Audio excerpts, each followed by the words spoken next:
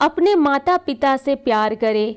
एक 80 साल के बुजुर्ग अपने 45 साल के उच्च शिक्षित बेटे के साथ अपने सोफे में बैठे थे।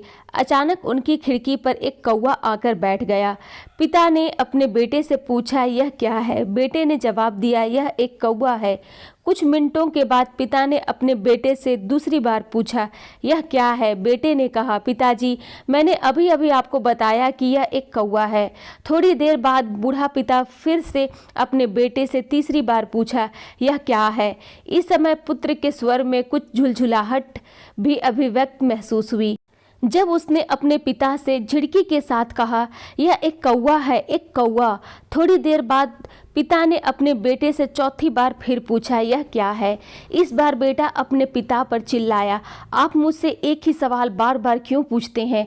हालांकि मैंने आपको कई बार कहा है यह एक कौवा है। क्या आप इसे समझ नहीं पा रहे हैं? थोड़ी देर बाद पिता अपने कमरे में गया और एक पुरानी जीर्ण डायरी लेकर आया जिसने उसने अपने पुत्र के जन्म के समय से संभाल कर रखा था।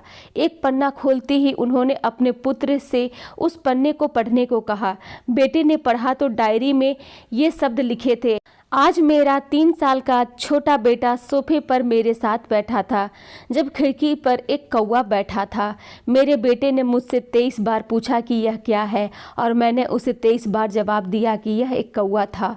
मैंने गले लगाया उससे, हर बार प्यार से उसने मुझसे एक ही सवाल 23 बार पूछा, जबकि छोटे बच्चे उससे 23 बार पूछा, यह क्या है? पिता को 23 बार एक ही सवाल का जवाब देने में कोई जलन महसूस नहीं हुई थी और जब आज पिता ने अपने बेटे से वही सवाल सिर्फ 4 बार पूछा तो बेटा चिढ़ गया और नाराज हो गया।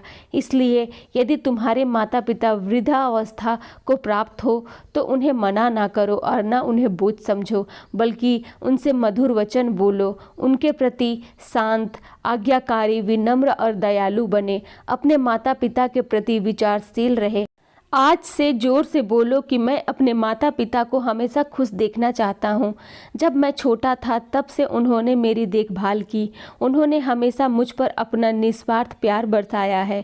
उन्होंने तूफान को देखे बिना सभी पहाड़ों और घाटियों को पार कर लिया है। मुझे आज समाज में एक प्रस्तुत करने योग्य व्यक्ति बनाने के लिए गर्मी भगवान से प्रार्थना करें। मैं अपने बूढ़े माता पिता की सबसे अच्छे तरीके से सेवा करूँगा। मैं अपने प्यारे माता पिता के सभी अच्छे और दयालु शब्द कहूँगा, चाहे वो कैसा भी व्यवहार करें। धन्यवाद। ये स्टोरी अगर आप लोगों को पसंद आए तो मेरे चैनल को ज़रूर सब्सक्राइब करें।